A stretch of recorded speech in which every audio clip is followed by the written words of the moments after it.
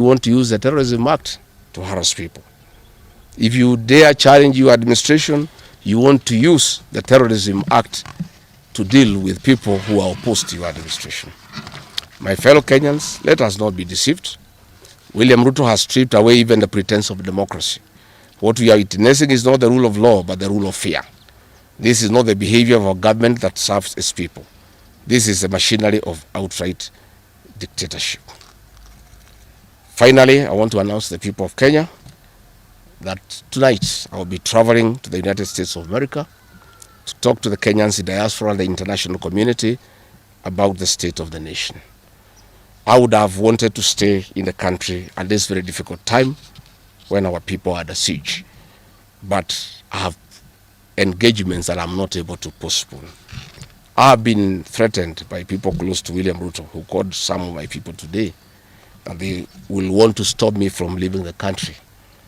I have no problem. If you want to come and arrest me at the airport, as you are threatening us, you can go ahead. I don't have a problem. You cannot sell fear to us. You know, even if you sold us fear, we cannot buy.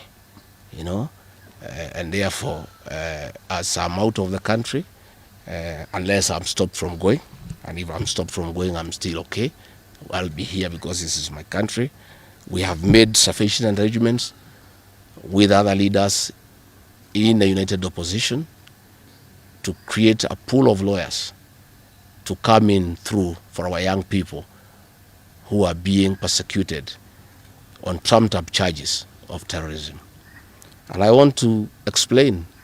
I have heard the president saying that people have attacked police stations and the law courts. It was all stage managed by the MP for Kikuyu. How do you explain that people can walk into a police station and they are not armed and take over the police station from armed police officers? How do you go to the courts that are guarded by armed police officers and touch them? All these attacks of vital installations were stage managed by William Ruto through Kimani Ichung'wah to create the opportunity to prefer charges against people using the Anti-Terrorism Act. That is the reality. So nobody has attacked any police station. They were all stage managed by government. And what is happening is history is repeating itself. This is exactly what Moi did in the 80s against the Kikuyu community. After the abortive 1982 coup, he used sedition laws and the clandestine Mwakenya movement to profile the community and hold people into court, and they'll be taken by Bernard Chunga after 5 p.m. This is history repeating itself. I want to ask our people to be calm, to be cautious, and to be strong. I want to appeal to our young people, the Gen Zs. Looking at the scenario of what is happening and what William Ruto has planned, I want to ask my children, my sons and daughters, to consider applying the next onslaught against the President William Ruto by getting IDs and registering as voters so that they can deal with William Ruto on the ballot. Because I fear for them. Anytime they go out to the streets, they are killed like chicken. I would like to preserve to us these children. We would like to live with them. We would like to see them grow. And when we look at the desperation of William Ruto and the brutal force he is using against these children and the use of state militias to attack them, I would like to plead with them to consider, to join us, we in the opposition, by registering as voters. And in 2027, we'll be able to get rid of President William Ruto. William Ruto, finally, let me ask you a question. The Kikuyu nation, the Mount Kenya people, you call tribalists every day. These people you are waging war against, their businesses, are the same people who voted for you, even after what you did to them in 2007. They forgave you and considered you as a person they can elect as president.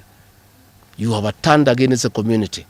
You are trying to mobilize other Kenyans to profile them and to fight them, but they have refused. These same people from Mount Kenya have the capacity to support somebody else. It must not be you. And they proved that they are not tribal by voting for you when you are Kalenjin. They can vote for a Kamba. They can vote for a Kisi. They can vote for a Luya. They can vote for a Maasai. That sense of entitlement that you are having to the Mount Kenya vote is misplaced. They voted for you, yes. You betrayed them. You turned against them. They don't have to vote for you again. Please stop persecuting them into submission. They will not submit to your brutality, to your vicious attack against them and their leaders. That I want to tell you for free today. I've listened to you talking with a lot of anger, calling them tribalists. They are not. How can they be tribalists when they voted for you and you are not one of them? But you don't have a sense of entitlement that they must vote for you. You know what you have done to them and why they have reacted the way they have. And I want to assure you, you cannot scare them into submission. Even if you jail them, they will not submit. These are seasoned descendants of the freedom fighters, and they cannot be intimidated. So let me encourage my leaders here as I go away to remain strong, to remain focused, and to speak for the people of Kenya.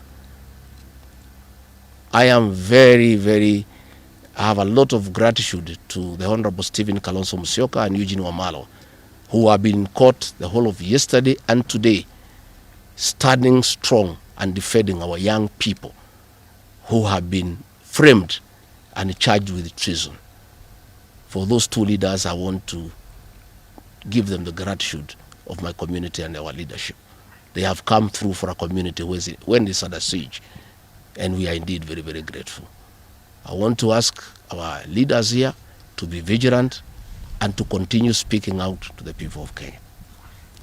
Should the situation get out of hand and I need to cut my trip short and come back to join the other leaders in defending our people and speaking for them, I will gladly do so. Thank you very much. Good. That's comprehensive. I don't think iko maswali hata kidogo. Labda ile watu ya Kameme iko na Iloro.